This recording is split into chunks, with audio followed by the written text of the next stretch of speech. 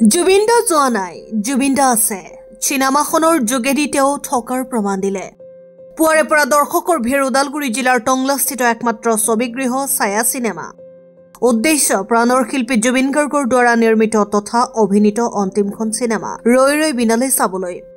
পুৱা ৮ বজাৰ পৰা মুঠ ৬টাকৈ দৰ্শনী চলিব ছায়া ছবিগৃহত। মুক্তিৰ পূৰ্বে অভিলেখ গঢ়া ৰৈ ৰৈ বিনালে ছবিখনৰ টংলাত আগন্তুক ৭ দিনলৈ প্ৰায় সংখ্যক দৰ্শনৰ টিকট ইতিমধ্যে বিক্ৰী হৈ গৈছে।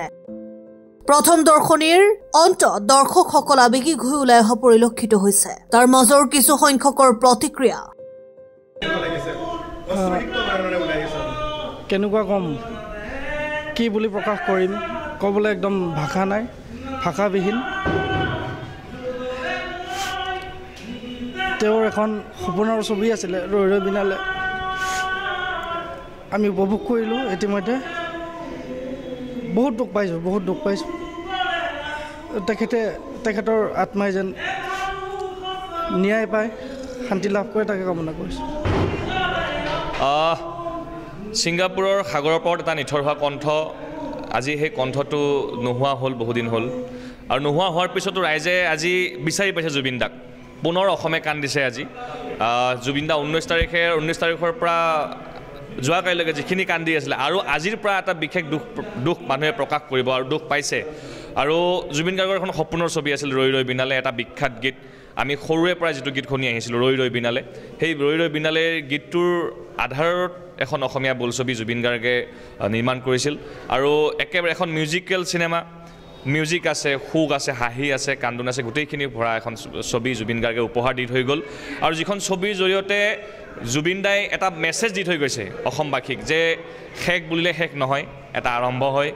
আৰু লগতে মানুহজনে যেনেকৈ ইকতাচতে ওখ হ'ব খুজিছিল, আৰু এই ছবিখনে দেখুৱাই দিছে যে এই ছবি উদ্যোগটো, আপোনালোকে জানে যে অসমীয়া ছবি মনিন বৰুৱাই যিবোৰ বিখ্যাত ছবি উপহাৰ দিছিল অসমীয়া ৰাইজক, তাৰপিছত অসমীয়া ছবি যেন নোহোৱা, মানে এটা উদ্যোগটো মৰি যোৱাৰ দৰে হৈছিল। পুনৰ উজ্জীৱিত কৰা মানুহজনে আছিল জুবিন গাৰ্গ। মিছন চাইনাৰ জৰিয়তে শেষলৈকে চিকাৰ, কাঞ্চনজংঘা, বহুকেইখন ছবি, আৰু বিশেষকৈ বেলেগে ছবি নিৰ্মাণ কৰাৰ কাৰণে যিটো মানে সাহস পাইছিল, এই গোটেইখিনিৰ অন্তৰত আছিল জুবিন গাৰ্গ। আৰু জুবিনদা বিহীন আজি ৰাতিপুৱা এটা পৰিৱেশ হৈছে। জুবিনদা বিহীন ৰাতিপুৱা শ্ৰদ্ধাঞ্জলি জনাই আমি পুনৰ অসমীয়া ছবি চাবলগীয়া হৈছে। শ্ৰদ্ধাঞ্জলি জনাই এনেকুৱা ছবি চোৱা প্ৰথম চাগে পৃথিৱীত, মই ভাবোঁ। আৰু পৃথিৱীৰ ভিতৰতে আজি প্ৰথমবাৰৰ কাৰণে অসমত ৰাতিপুৱা 4:30 বজাত শ্ব' হৈছে গুৱাহাটীত মেট্ৰিক চিনেমা হলত, আৰু আমি 8 বজাত টংলা ছায়া চিনেমা হলে কৰিছে। আৰু আশা ৰাখিম সকলো অসমবাসী ৰাইজে, অসমীয়াই এই ছবিখন জীয়াই ৰাখিব, ছবিখন আগবঢ়াই লৈ যাব। আৰু লগতে আমাৰ ফেন ক্লাবৰ ফালৰ পৰা, টংলাৰ ফেন ক্লাব আছে, অসমৰ সদৌ অসম ফেন ক্লাবৰ আমাৰ এছিষ্টেণ্ট ছেক্ৰেটাৰীও আছে। আমি এটা অনুৰোধ জনাব বিচাৰিছোঁ এই টংলাৰ পৰা, যাতে ছবিখন চাই থাকোঁতে কোনো যাতে ভিডিঅ' বা ফটো নকৰে, তাৰ বাবে আমি সকলো অসমীয়া ৰাইজক অনুৰোধ জনাইছোঁ। ধন্যবাদ। আচলতে ভবাতকৈ বহুত ভাল লাগিছে।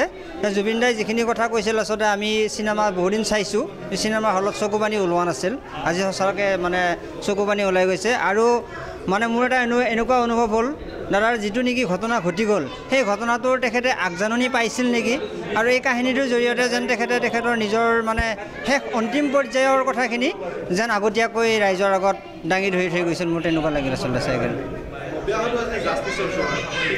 এতিয়া জাষ্টিচ বুলি কওঁতে আচলতে মানে এই যিটো ছিষ্টেম চলি আছে জাষ্টিচক লৈ বা ন্যায়ক লৈ, সেইটো মানে এতিয়া এনেকুৱা এটা সন্দেহৰ আৱৰ্তত যেন অহা যেন লাগিছে। কাৰণ আজি যেতিয়া চৰকাৰ পক্ষই যেতিয়া ৰাজপথত নামিছে জাষ্টিচ বিচাৰি, গতিকে সেই চৰকাৰ পক্ষই যেতিয়া জাষ্টিচ বিচাৰি ৰাজপথত নামিছে, তেতিয়া আমি নিজকে প্ৰশ্ন কৰিবলৈ বাধ্য হৈছে, এতিয়া আমি জাষ্টিচ কাৰ ওচৰত বিচাৰিম?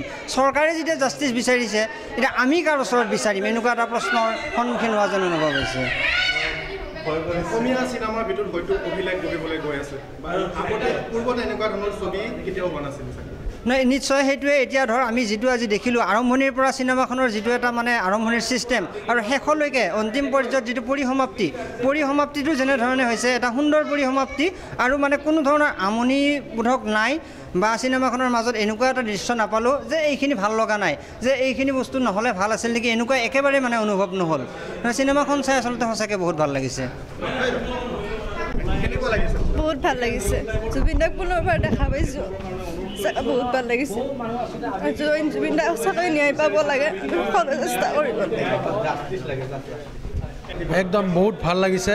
তো এইখন ফিল্ম সকলোৱে চাব, আৰু সকলোৱে অসমীয়া ফিল্ম দৌৰি দৌৰি চাব লাগে বুলি জুবিন দাই কৈছিল তো আজি আমাৰ টংলাত প্ৰথম শ্ব' 8টা বজাৰ পৰা আৰম্ভ হৈছে তো সকলোৱে আহক আজিৰ পৰা একদম আৰম্ভ কৰি দিয়ক একেবাৰে 3 মাহলৈকে আমাৰ অকল জুবিন দাৰ ফিল্মখনে চলি থাকক ৰৈ ৰৈ বিনালে তো জয় জুবিন দা জাষ্টিছ ফৰ জুবিন দা টংলাৰ পৰা মৃন্ময় চহৰীয়া ৰিপৰ্ট গ্লোবেল এনি 24/7